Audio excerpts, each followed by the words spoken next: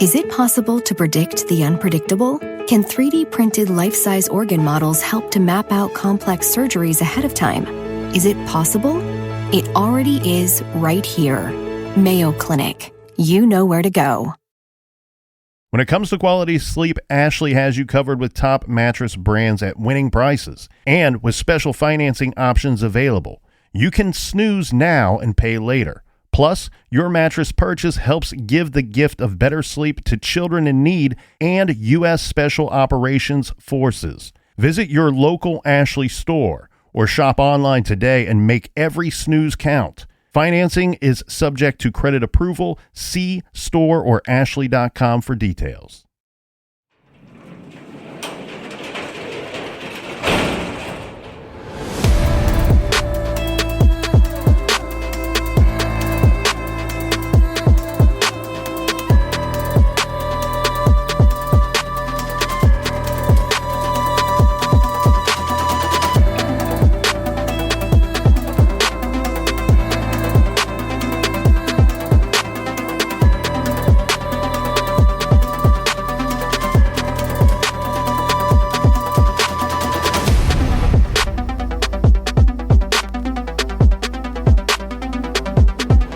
Welcome to True Crime Garage. Wherever you are, whatever you're doing, thanks for listening. I'm your host, Nick, and with me, as always, is a man who in each of our episodes likes to establish the run early. Here is the Captain. It's good to be seen and good to see you. Thanks for listening. Thanks for telling a friend.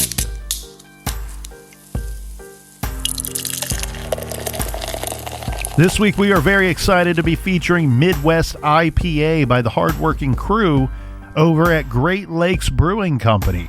Midwest IPA is the unofficial India Pale Ale of the Midwest, available in draft and the Great Lakes most recent variety pack. This delicious IPA features a sensible amount of hops that politely greets a mild-mannered finish. Garage grade 4.25 bottle caps out of 5. And let's give some thanks and praise to our hardworking and hard listening friends that helped us fill up the garage fridge this week. First up, a shout out to Joseph Guidry from Tomball, Texas. And a big We Like Your Jib goes out to Eric Smith from Bridgeport, Texas. And last but certainly not least, we have Jason from Wilder, Kentucky. Everyone we mentioned, they helped us out with this week's beer run, and for that, we thank you. Yeah, BWERRUN Beer Run.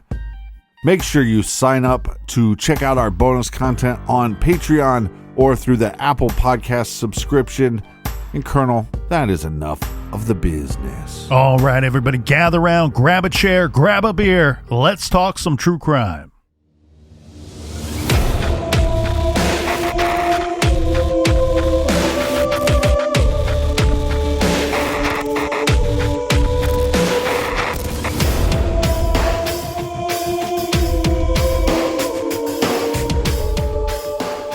Hate begets hate. Violence begets violence. Toughness begets a greater toughness. We must meet the forces of hate with the power of love. Our aim must never be to defeat or humiliate, but to win friendship and understanding. The ultimate weakness of violence is that it is a descending spiral, begetting the very thing it seeks to destroy. Instead of diminishing evil, it multiplies it. Through violence, you may murder the liar, but you cannot murder the lie, nor establish the truth. Through violence, you may murder the hater, but you do not murder hate. In fact, violence merely increases hate. Returning violence for violence multiplies violence, adding deeper darkness to a night already devoid of stars. Darkness cannot drive out darkness. Only light can do that. Hate cannot drive out hate. Only love can do that. From the book, Where Do We Go From Here? Chaos or Community? by Dr. Martin Luther King Jr.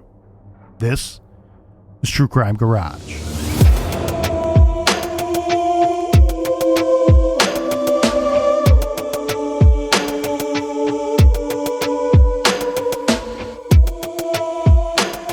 Longacre Lane.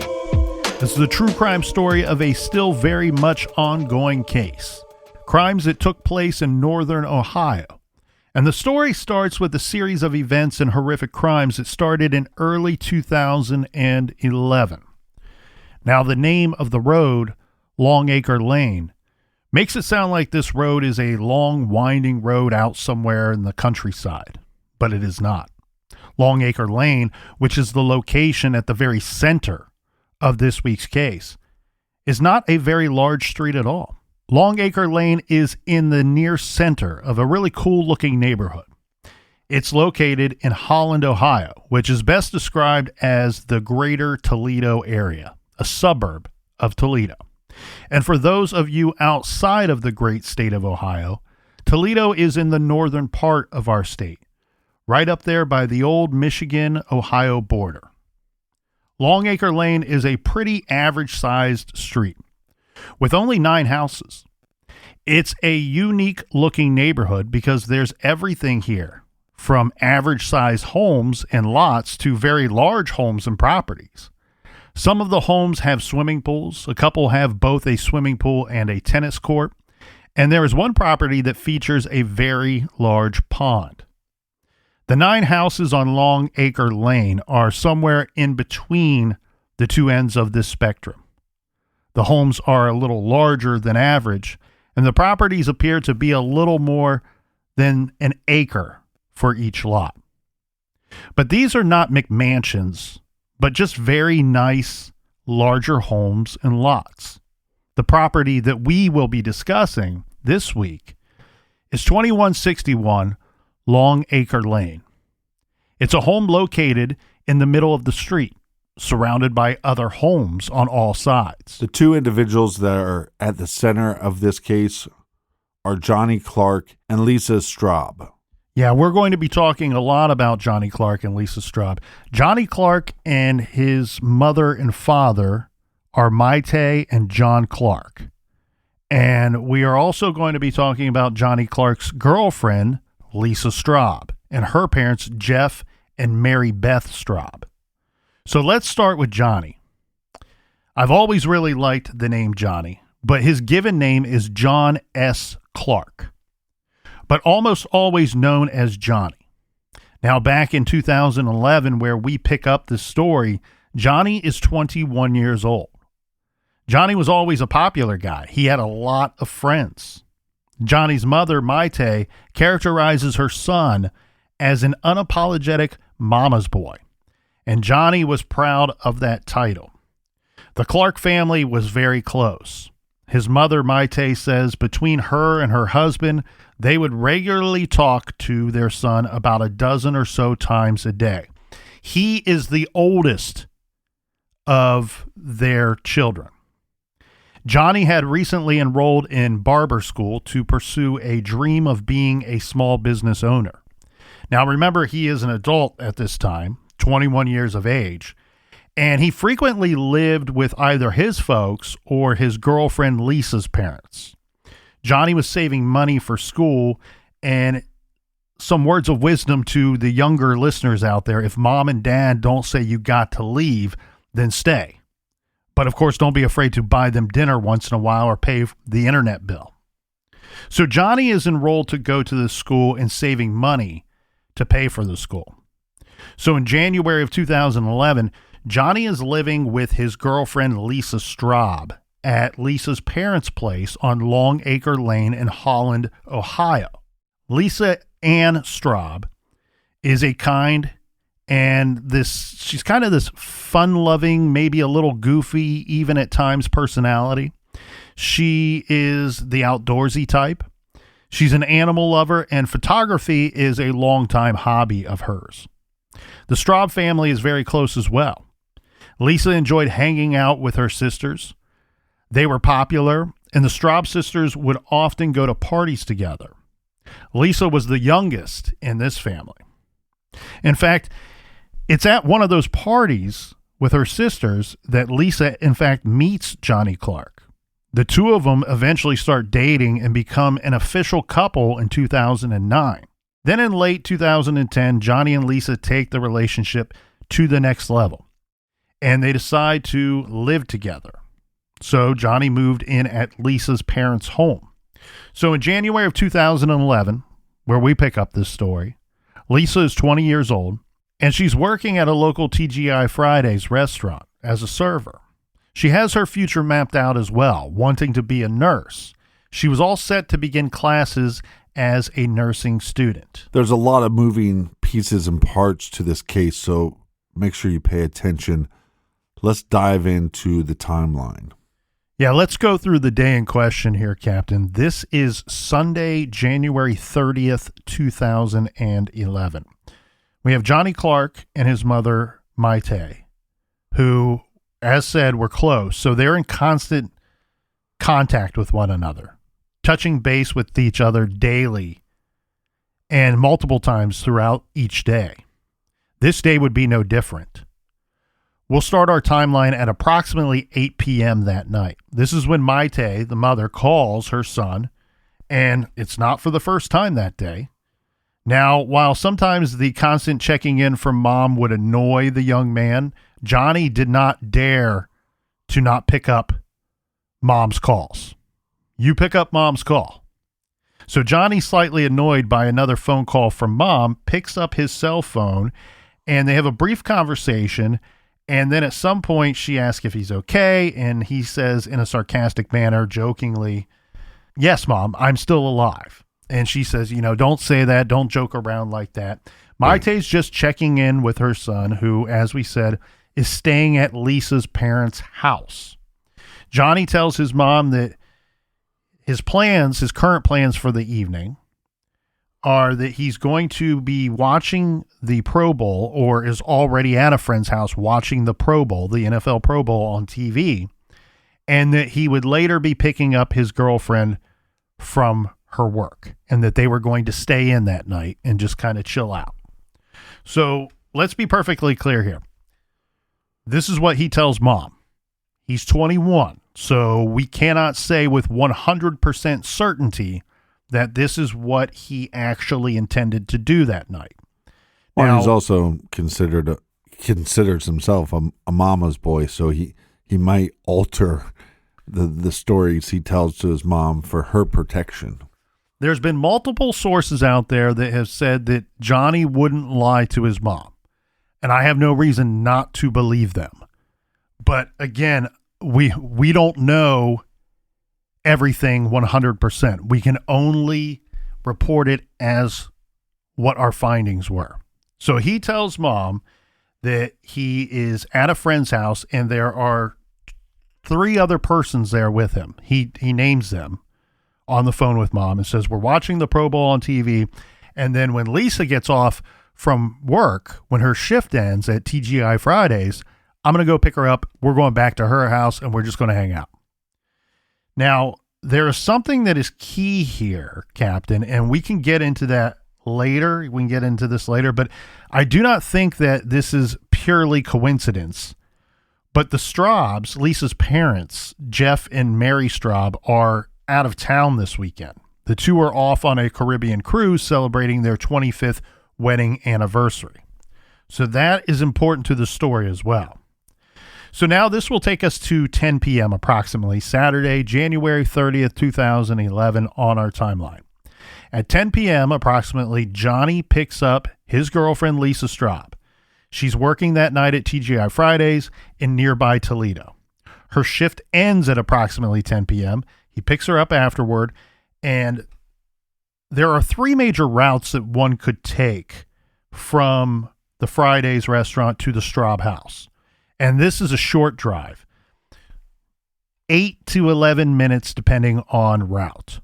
So the couple head back to Lisa's parents' house on Longacre Lane, where they both are staying. And so just a little after 10:30, Johnny calls a friend. During this call, Johnny mentions that one of his other friends, a guy by the name of Anthony Watson, who also goes by Tony or Tone, is supposed to be stopping by the Straub house sometime that night. Now, during another phone, this is where things get a little wonky in our timeline. So he's either on the phone with this same friend having that conversation, or there's another call that he's on. But what we do know that happens is Johnny, shortly after this, gets an incoming call on his cell phone. So Johnny clicks over to the incoming call.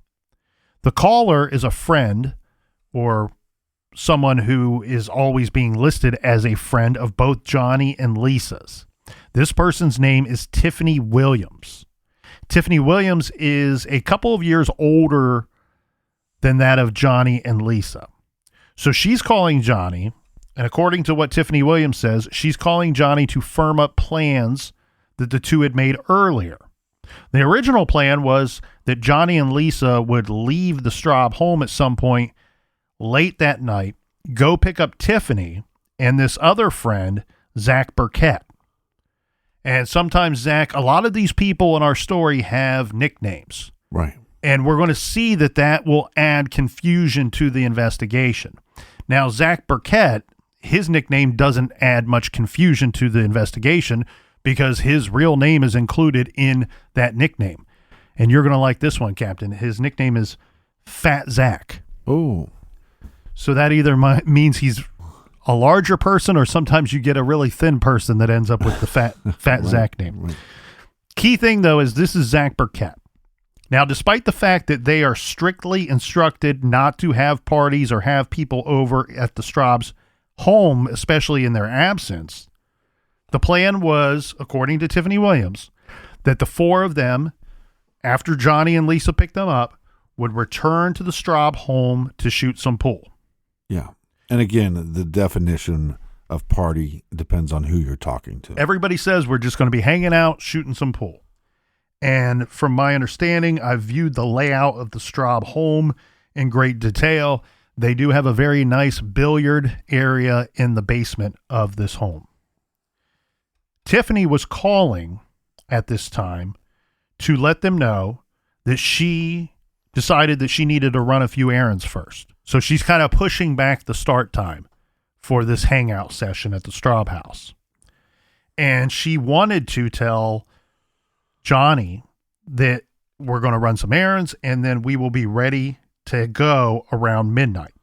However, Tiffany says she never got to explain any of that information or tell Johnny why she was calling in the first place, because when Johnny clicks over and picks up her call, instead of greeting her, she heard Johnny, and most of the time the way this is described, she says that she heard Johnny shout in a very angry tone, "Bro, what are you doing? Who are you?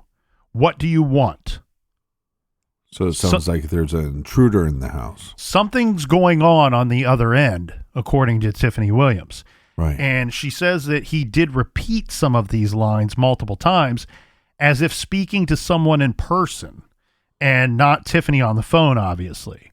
But then Johnny, in a much more calm manner, then tells Tiffany that he will call her back. And I believe Tiffany Williams says that his exact words or something similar would be, "Tiff, I'll call you back."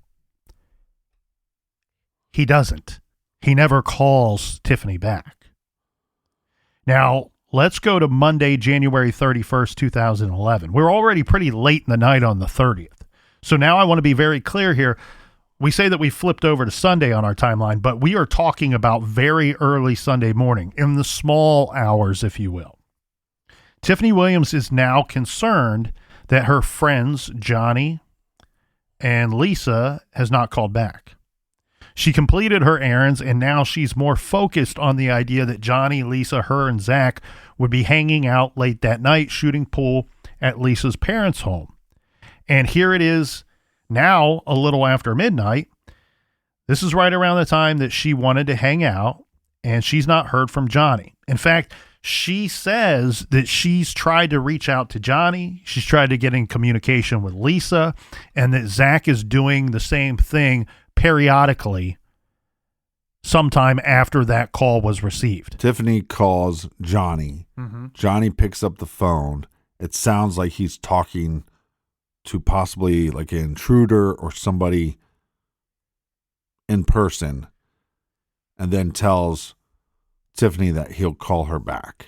Correct. So this is a very short call. Now, I'm glad you are honing in on this because this is a huge part of this case and what this could mean for the events that are to come and who may be responsible for what in this case. Well, like you said, there's a lot of moving pieces. So my question for you is, at this time that Johnny gets this phone call, is Lisa present with him at the time?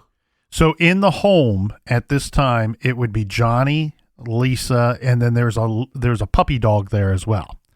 And from every source out there, from all of the information in the case, this should be the only presence in the home at that time. Johnny, Lisa, little dog. Right. Now, I'm glad you're honing in on this call, not just because of its significance to the case, but also let's focus in on this for just a second. Because one thing that is not in dispute, this is proven by phone records. Tiffany Williams, 100% without a doubt, her cell phone calls Johnny Clarke's cell phone at 10:41 p.m. January 30th, 2011. There's no doubt about that. That happened. Right. What I think we need to speculate on later and make mental note of now in our timeline is what was said on that phone call. Because unfortunately, Johnny will not be around to tell us his version of that conversation. All we will have is Tiffany Williams' version of that conversation. So we know that a short call took place from Tiffany Williams' phone at 10:41 p.m. that night, and Johnny Clarke's cell phone picked it up. They were on, their phones communicated together for several seconds, maybe even a minute. It's a very short call. And then according to Tiffany Williams, Johnny says, "I'll call you back," but never does. And we've already covered that Tiffany Williams and her friend, I'm a little uncertain of their relationship, this Zach Burkett, because he's a little bit younger than the rest of them. So Tiffany is about 24 at this time. Johnny is 21. Lisa is 20. And from my understanding, Captain, Zach may be as young as 17. I'm not able to fully verify that, but he's younger. I do know 100% certain he's younger than Johnny. As said, Tiffany Williams did try to get in contact with Johnny and Lisa periodically leading up to this point in our timeline, which is 12:30 a.m. Zach did so as well. Now at 12:30 a.m., this is when Tiffany becomes so concerned that she and Zach drive over to Lisa Straub's home. And again, just to be clear, they're supposed to get picked up by Johnny. Correct. So they are so concerned by what she heard on the phone and the fact that they're not answering, they're not coming to pick them up, that they make arrangements and they actually travel over to Lisa's house. And everything out there suggests that they would have had to borrow a vehicle to do so. Zach doesn't have a car, and neither does Tiffany at this time. So they go over to the home, and according to Tiffany, they ring the doorbell, knock on the door, front door. Nice neighborhood. Again, that's what's weird about this neighborhood. I would encourage everyone to look it up on Google Maps or on Apple Maps. It's a really interesting neighborhood because you have very average size homes, but you also have very large homes and then some that are somewhere in between. And this home is a very nice home, and it's on a larger lot.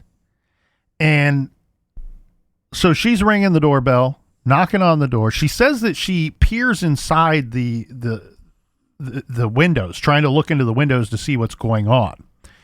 And here's where things get a little more wonky.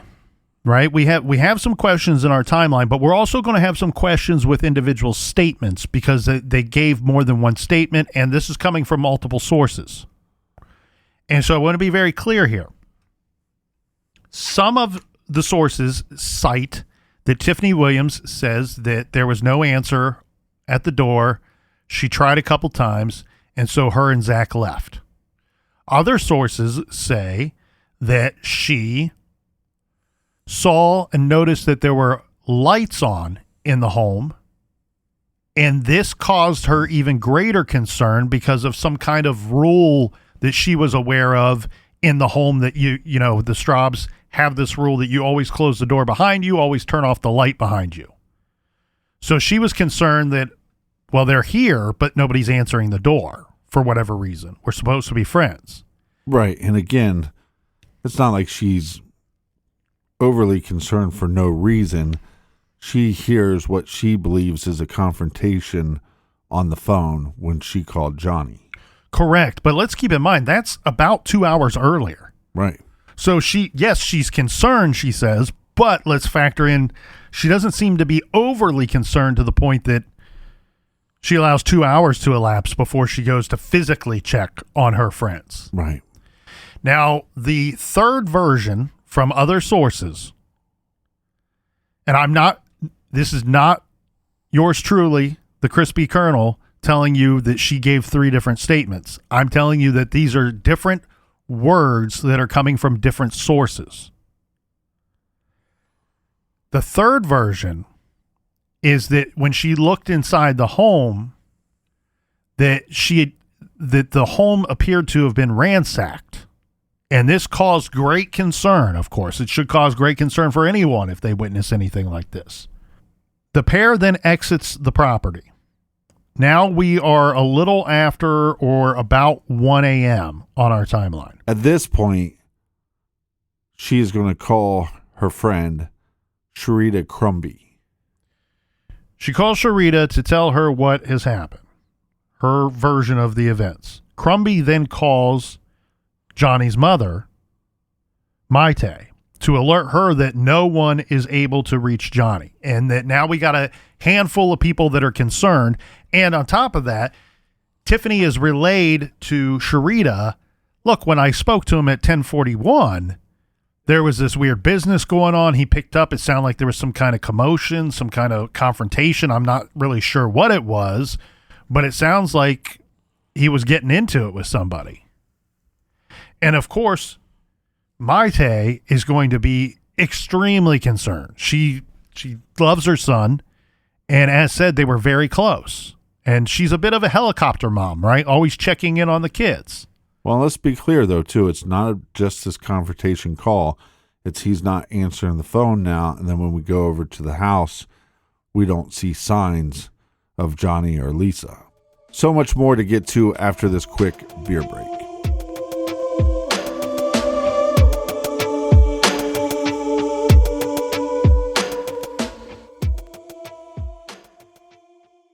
This show is sponsored by BetterHelp. Do you look forward to the holidays? Maybe you struggle with seasonal blues.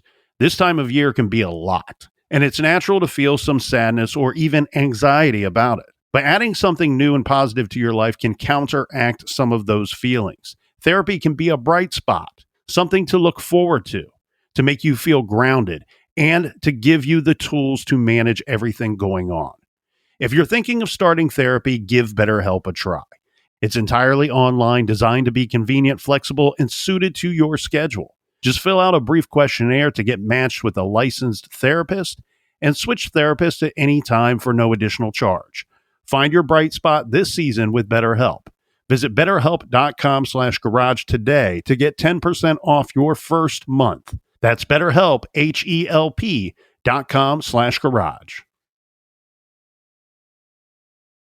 Is it possible to predict the unpredictable? Can 3D printed life-size organ models help to map out complex surgeries ahead of time? Is it possible? It already is right here. Mayo Clinic. You know where to go. Dreaming of overseas adventures or connecting more deeply with family from afar? Rosetta Stone bridges the language gap. I've tried others, but Rosetta Stone's immersive lessons and voice feedback technology are game changers. Dive into 25 languages by learning intuitively, just like when you were a kid. And here's the holiday sparkle. Grab a lifetime membership now and save 50%. Gift yourself the world. Head to rosettastone.com now and save 50%. When it comes to teaching kids and teens about money, practice makes perfect. That's where Greenlight comes in. With a debit card and money app of their own, kids learn to earn, save, spend wisely, and invest. Parents send instant money transfers, create custom chores, and automate allowance, while kids track their spending, set savings goals, and practice money skills they can use today and for life. Get 1 month free when you sign up at greenlight.com/podcast.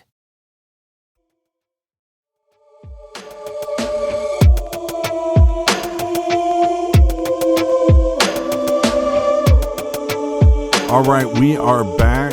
Cheers, mates. Onward and upward. Cheers to you, Colonel. Onward and upward. Cheers to the people in the back. Now, as we said, we have Johnny's parents who are now been alerted that friends are concerned about Johnny and they're concerned about his girlfriend, Lisa. No one's able to get a hold of them. So we have Maite, who's going to begin calling her son's phone, texting, trying to get a hold of him. And Father John is doing the same thing. However, Johnny's not responding to Mom's calls or texts. And what did we say earlier? Johnny always answers Mom's calls. And you also have to be a little more concerned because it's getting later and later. It's in the middle of the night, right? And these parents have been woke up in the middle of the night by... To be honest with you, it sounds to me like they don't know. They know Sharita, but they don't know her. I'm not 100% on how well they know this individual, because Sharita is more of Johnny's peers than Maite's. Well, and she's been given the task to contact the parents, and so if I'm Johnny's father, I'm very concerned. Because somebody I don't really know that well is contacting me going, hey, look, we can't get a hold of your son. Yeah. She knows them well enough to have their phone numbers. The thing that we should mention here, too, around the same time that Tiffany calls Sharita, we have Zach, who's with Tiffany. There's no doubt about that. Zach's with Tiffany, and he has attempted to reach out to Johnny's lifelong best friend, who, some of us are lucky enough to, when we are best friends with somebody, that we know their families very well as well. Right. They become almost second parents. Correct. And so Johnny's best friend would have had the ability to get in contact with the parents as well. Yeah, and if you're his parents, you're also more concerned too, because you're not in the same town. Right? Yeah, they're not very far away. I want to be clear about something here, that they are in the suburb of Toledo. And so they're not very far from the Straub's home, because they all live in this suburb of Toledo, which is not a very big area. We're talking about, I think, 1,200 people in this suburb. Right. Don't quote me on that, Captain. It's on record now. So yep, you can hold me, put it on my permanent record. Yeah. Strike 98. Mom has decided a couple things are going on here. Yeah. Tiffany says, "Look, I'll come and get you guys and take you over to the Straub house." So she comes over. She grabs Johnny's father, John. John hops in the car, rides over, and because Maite can't leave. Remember, Johnny's not their only child. And they got a couple of people in the house. And so Maite's thinking, well, he'll pick up the phone eventually. Johnny will pick up the phone eventually. Right. It's all just a misunderstanding and everything will be fine. Well, that doesn't happen. And when John gets to the house with Tiffany, he's now on the phone with his wife saying, look, I think we got to call the cops. So Maite then is in the process of trying to do a couple things. She's still trying to get a hold of her son. She's trying to get the police on the line to request a welfare check for her son and his girlfriend. And she's also in the process of trying to get over to the property herself. So let's take a listen to the first 911 call from Johnny's mother. Hello? Toledo 911. Ma'am, my heart is beating out of my chest. I just got a call from one of my son's friends. Okay. Her phone number, I have it right here. She just picked my husband up too. My son and his girlfriend live out at 2161 Longacre Lane. I believe that's Holland. This girl says she was on the phone with my son and his girlfriend, and he was supposed to go pick her up. He was telling her he was going out the door, and all she heard was the phone drop and heard my son saying in the background, "Who are you? What do you want? What are you doing here?" And she said she just drove by the house, and the house looks ransacked. All the lights are on. My son's not answering, and neither is the girlfriend. Okay, you said it was 2161 Longacre? Yes, Lane. Okay. Oh, my God. I got heart problems, and my heart's beating out of my chest right now. All right, I understand. Do you know if that's all one word, or is it two separate? It's separate words. Longacre. Yes, Long. L-O-N-G, Acre, A-C-R-E, Lane. Oh, my God. Is she still there? No, she just came by here to pick up my husband, my son's dad, and I'm here with the other two younger kids. All right, what is your name? My name is Maite Vasquez Clarke. Oh, my God. I have the girl's phone number that he was talking to that heard all this going on in the background. Okay. Her parents, my son's girlfriend's parents are out of town. They left for Puerto Rico 2 days ago. I don't know how to calm myself down. My heart's beating out of my chest. Okay, what did your son tell her? My son was like, "Hey, Tiff, we're on our way out the door. We're coming to get you." And then all she hears is the phone drop and my son Johnny saying, "Who are you? What do you want? What are you doing here? Who are you?" And no more answers. That's all she hears. And then she says that she starts getting worried because neither of them are answering the phone. And she goes out there by the house and she sees all the lights are on and the cabinets look ransacked.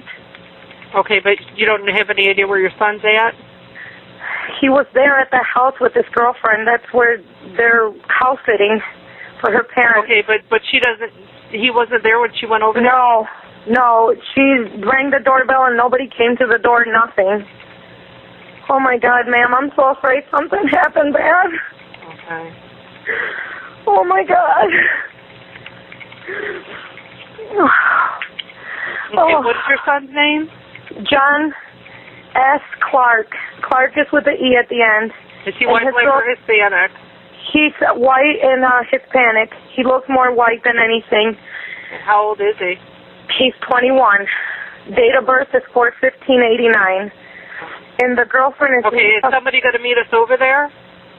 Yeah, my husband's on his way there right now. Oh, my God, my hands are ice cold. My heart's beating out of my chest. Do I need to send you medical, ma'am? Please do. Okay. Let me get this call in real quick, and I'll send you medical, okay? But I have these kids. Okay, please make the call. The girlfriend's name is Lisa Straub. Okay, what's your husband's name? John P. Clarke. What kind of car is he driving? I don't know what the girl's car is that picked him up. I'll give you the girl's phone number. The girl, Tiffany. Do you know how long it's going to take him to get over there? Probably 10 minutes. Oh, my heart, my God, I can't take this. What's his girlfriend's name? Lisa Straub. S-T-R-A-U-B. What's her cell number? This is his girlfriend. This is not the girl that called me from the cell number. Oh. The girl that called me is Tiffany. I don't know her last name, and her cell number is... Okay, but we can get a hold of Lisa on that number? No, Lisa's with Johnny. That's what I'm telling you. Lisa and Johnny are boyfriend and girlfriend. They were leaving her mom's house. They were on the phone with this girl named Tiffany. The number I'm going to give you, the cell phone number that I'm going to give you. They were talking to her on the phone when all this commotion went down. I thought the girlfriend called you saying that she was on the phone. No, not the girlfriend. Her friend. The girlfriend's friend called me. And she's the one that just came here now to pick my husband up. my God, I can't take this. All right, well, they're already en route. I'm just getting all this information, okay? Okay, let me give you Tiffany's cell phone number, okay? Hang on. Oh, Lord. Oh, my God, please. I'm praying that my son is okay. Oh, Lord. All right, what's Tiffany's cell? Okay. Oh, man, my heart is beating out of my chest. I understand. Oh, my God. Giovanni, open the door so when the rescue squad gets here, you can let them in. I have to sit down on the bed, son.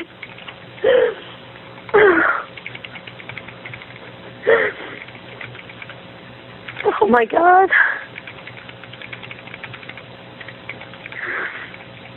Oh, my God, All right, ma'am. what's your address, ma'am? What is your name? Maite? Oh, Maida. Hang on. Maida, your phone number? Yes. All right, stay on the line and talk to medical while they're on their way there, okay? Okay. Hang on. So you hear it there, Captain. Maite calls 911. That call took place at 1:21 a.m. that night.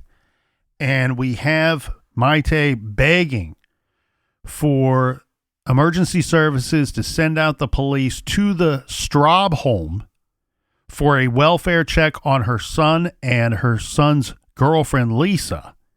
She's calling from her home, and as you hear, her husband's en route with Tiffany Williams to the Straub home.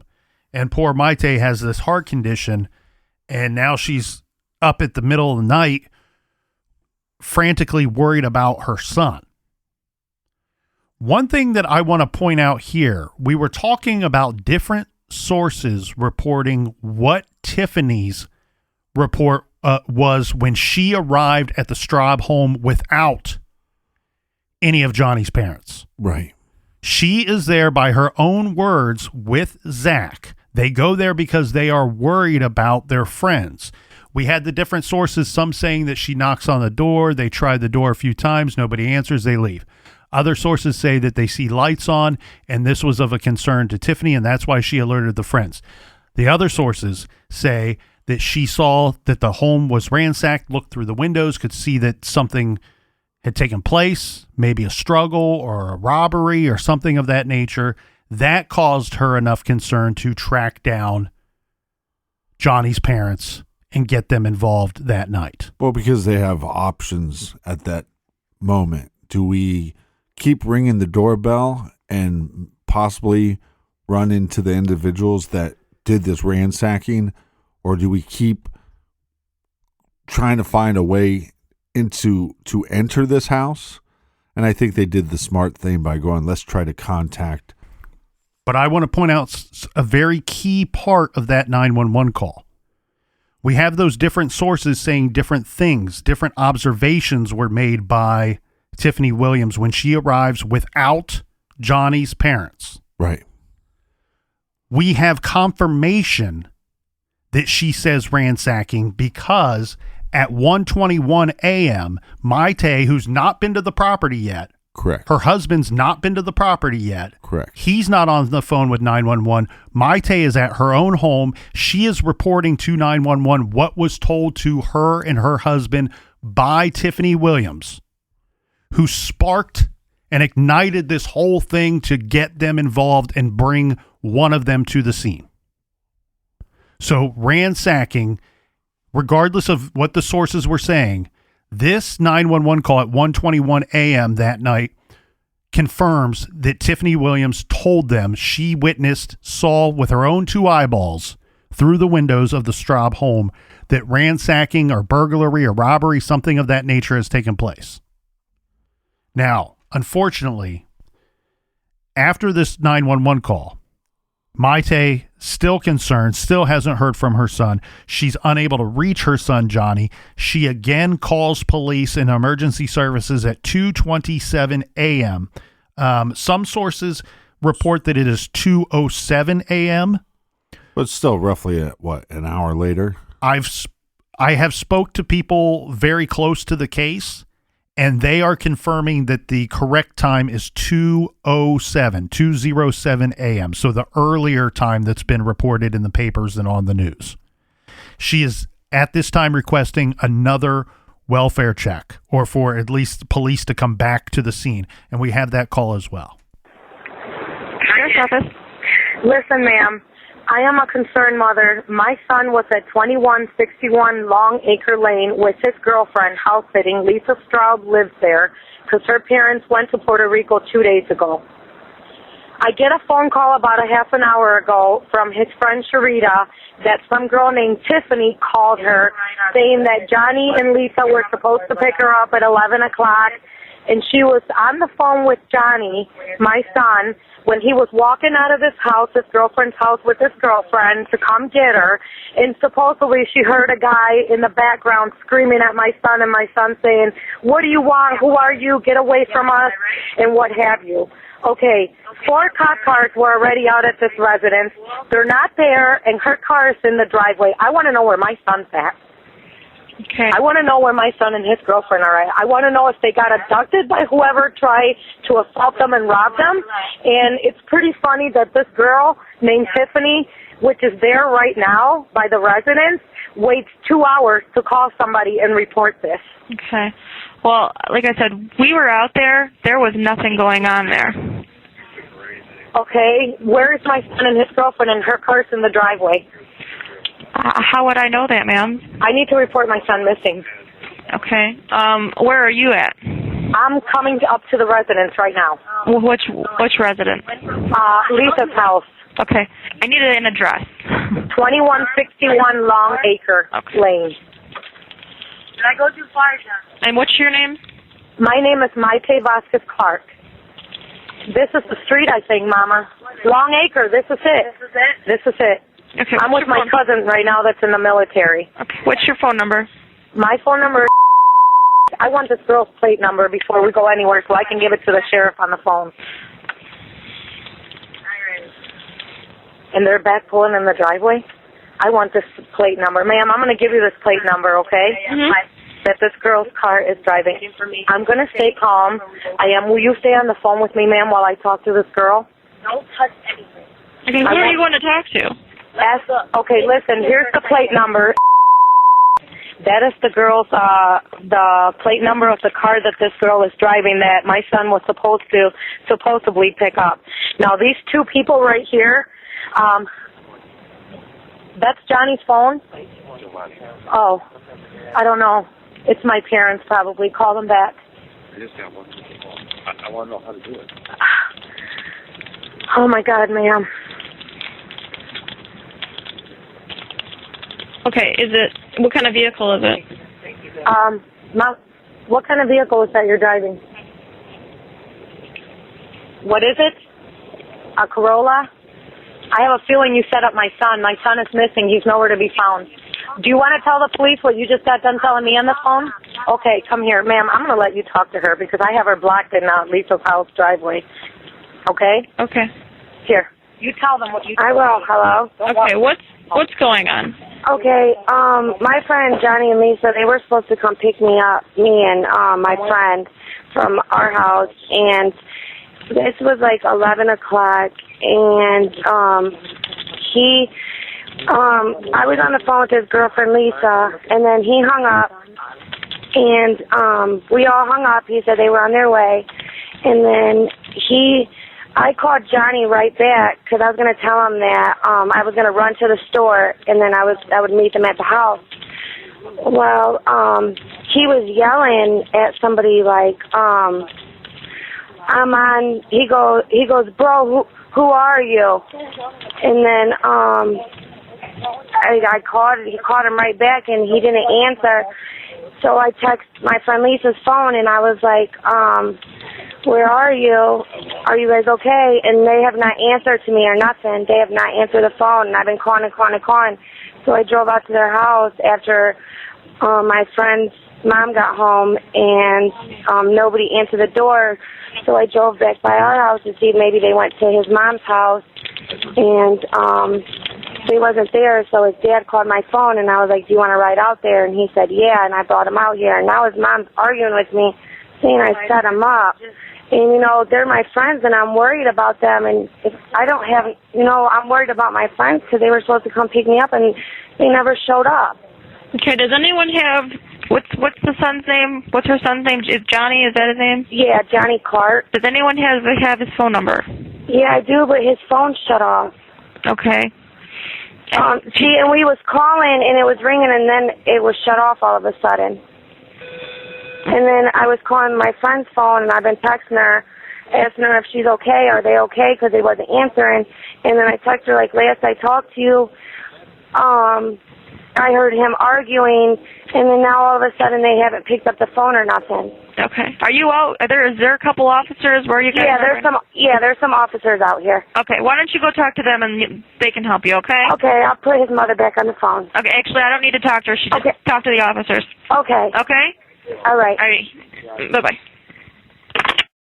So what we hear there, Captain, we have Maite, Johnny's mother, on the call with emergency services again for the second time. This is after her husband has arrived on the scene. She's on her way pulling into the property while on the phone. She's got a couple people in the vehicle with her. They arrive in a Ford F-150. Mom is already suspicious, as you can hear on that call, of this Tiffany Williams individual.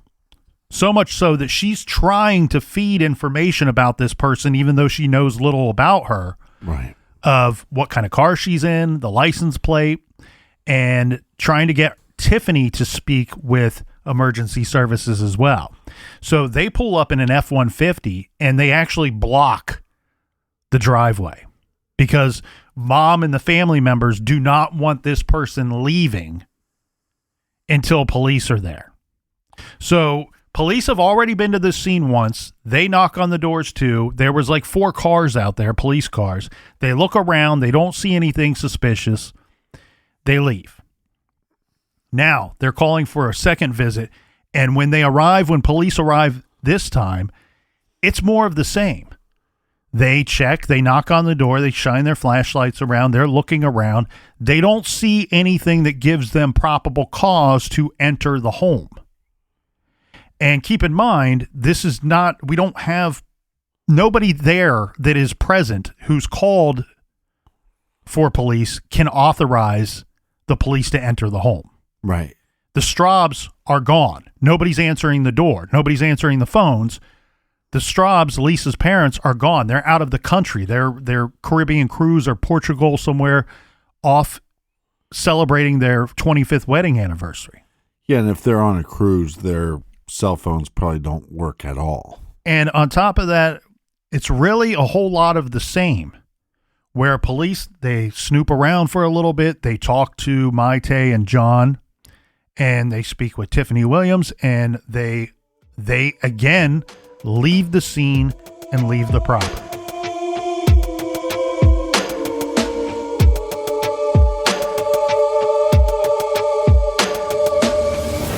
So much more to get to. For everything true crime, check out truecrimegarage.com. Sign up on the mailing list. And until tomorrow, be good, be kind, and don't litter.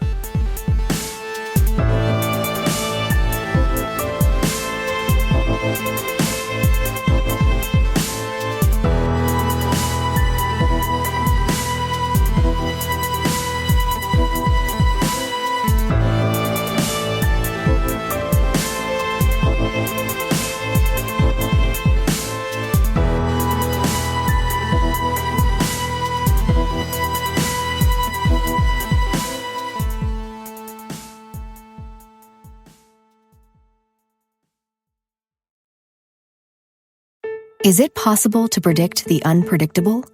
Could surgeons use a patient's own anatomy to create 3D printed life-size organ models to map out challenges ahead of time, making surgery more precise, efficient, and less invasive? Is it possible? It already is, because every day we're doing what's never been done. Learn more at mayoclinic.org/possible. Mayo Clinic. You know where to go.